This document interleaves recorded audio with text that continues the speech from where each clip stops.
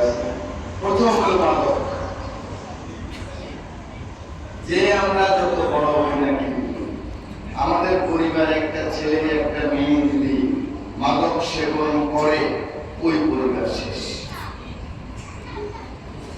ওই বাবা মার আর কোনো জীবনের কোনো বেঁচে থাকার কোনো আর ইচ্ছা থাকে না।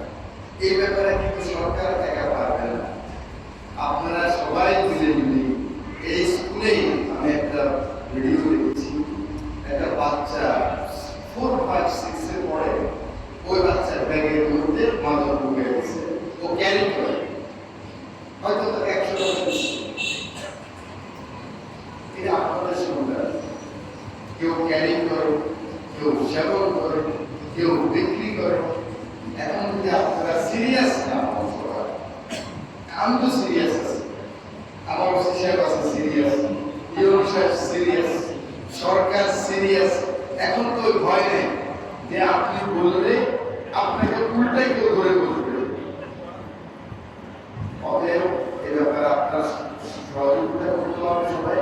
আমরা এটা সর্বদলীয় কমিটি করব, এখানে কোনো একক কোনো দল না, সব দলের কমিটি থাকবে, আলেম থাকবে, ছাত্র থাকবে, শিক্ষক থাকবে, জনপ্রতিনিধি থাকবে, একজন কৃষক থাকবে, একজন রিক্সাওয়ালা থাকবে।